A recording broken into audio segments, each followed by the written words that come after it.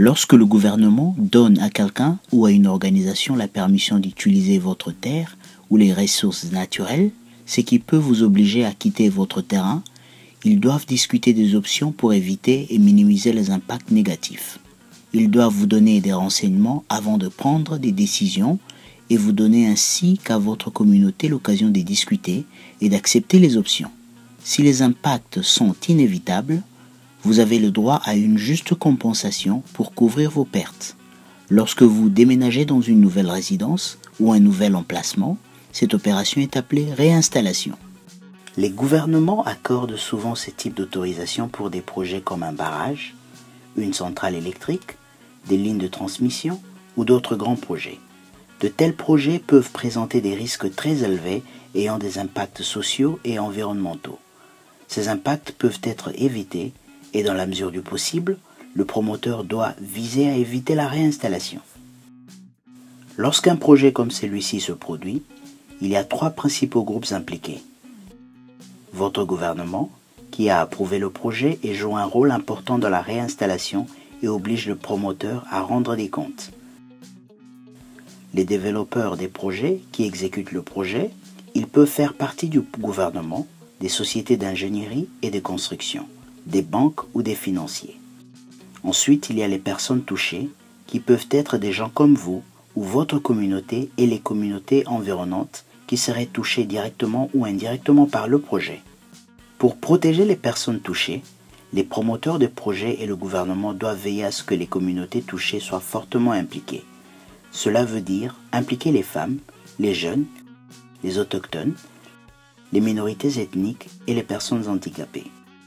Chacun doit être impliqué dans ce processus. Lorsque tout le monde est impliqué, il y a une meilleure chance pour une compensation équitable et le règlement des différends. Cela signifie également que toutes les informations présentées aux communautés touchées doivent être compréhensibles. Les développeurs de projets doivent fournir du matériel oralement dans les langues locales et rédigé dans un langage clair et commun et laisser suffisamment de temps aux communautés pour absorber ces informations. Les communautés touchées doivent informer les développeurs du projet de la langue de leur communauté. Les personnes confrontées à une réinstallation ou à une expulsion doivent tenter de trouver un avocat ou une organisation pour les aider dans ce processus. Ce sont des négociations importantes avec des gens puissants. Avocats ou autres peuvent vous aider à les tenir responsables de ce qu'ils font, bon ou mauvais. Les promoteurs de projets doivent fournir aux communautés concernées un moyen de communiquer leurs problèmes. Ils doivent écouter les questions et les préoccupations des communautés touchées. Et ils doivent essayer de trouver une solution ensemble. Ce processus de résolution de problèmes devait être bien documenté. Les promoteurs de projets doivent assurer les transports de communautés affectées pour assister aux réunions.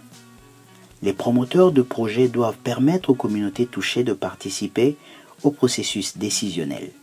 Ils doivent accueillir des groupes de discussion ou des discussions et des entrevues avec la communauté et leurs représentants, et de faciliter les discussions avec des groupes de femmes seulement. Si une décision importante doit être prise, le représentant de la communauté doit communiquer avec toutes les communautés touchées qu'il représente.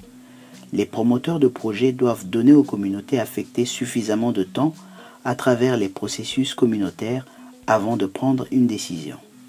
Le promoteur de projet et la communauté doivent s'entendre dès le début sur un mécanisme de règlement des différends. Ce mécanisme permettra à la communauté de déposer des plaintes au sujet du projet. Tout le monde devrait être d'accord a priori sur la façon dont les plaintes doivent être traitées après avoir été déposées. Les promoteurs de projets et les communautés affectées doivent travailler ensemble dès que les développeurs du projet sont au courant que le projet sera construit. Cette étape présente l'opportunité de modifier la conception ou l'emplacement d'un projet pour minimiser les impacts négatifs. De cette façon, la société ou les développeurs peuvent éviter les coûts énormes. La réinstallation devait être le dernier recours pour le promoteur de projet.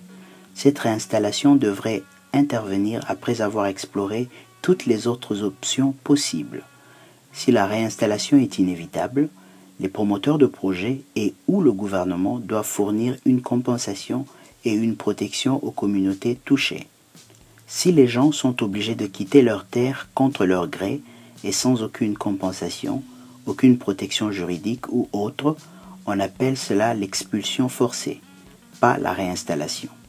L'expulsion forcée constitue une violation du droit international.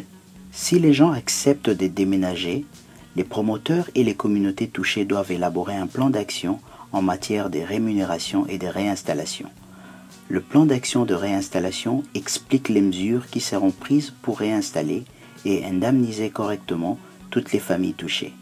Il s'agit d'un document public qui doit être traduit dans la langue nationale et que tout le monde doit être capable de voir.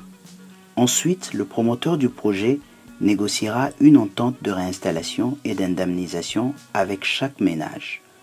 Les négociations pour chaque famille doivent être faites en utilisant les valeurs de compensation dans le plan d'action de réinstallation. Cela permet de s'assurer que toutes les familles sont équitablement indemnisées. La compensation est un remboursement à une communauté touchée pour ce qu'elle a perdu en raison du projet. Il existe deux types de rémunération, en nature ou en espèces.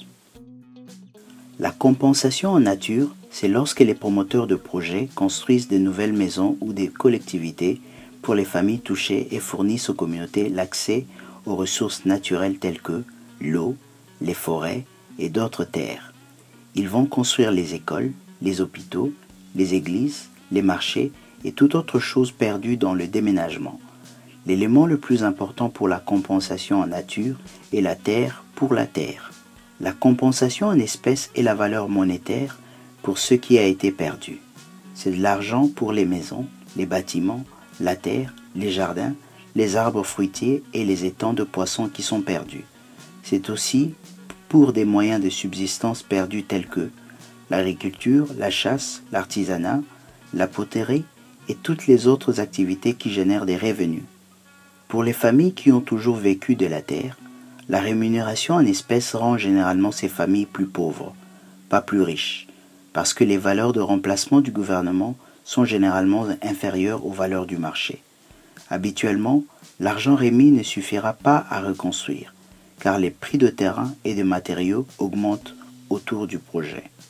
Toutefois, une compensation en espèces est nécessaire pour couvrir la perte des revenus, les cultures et la nourriture. Mais il ne suffit pas de restaurer les moyens de subsistance. Les communautés doivent toujours demander des formations professionnelles en plus de la rémunération en espèces.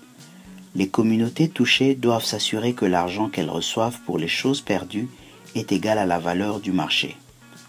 Les communautés peuvent également négocier des droits à l'utilisation continue des ressources telles que la pêche dans le réservoir, la collecte de produits non ligneux ou des avantages tels que l'électricité qui peut être générée par le projet. Même si les personnes affectées n'ont pas de titre foncier formel, elles doivent toujours être indemnisées pour avoir été déplacées.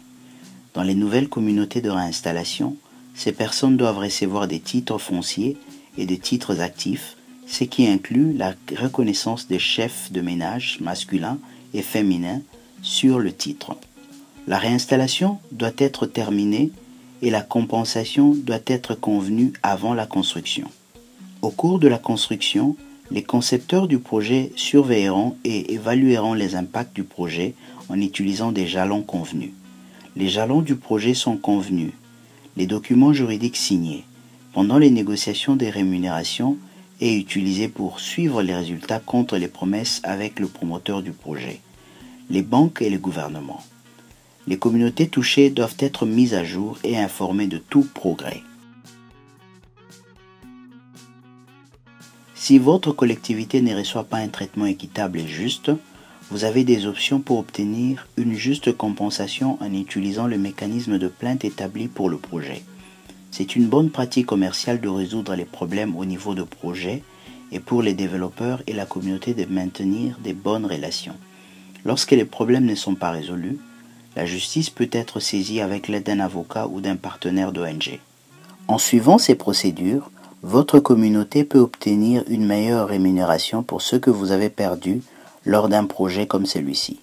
N'oubliez pas que vous avez des droits pendant ce processus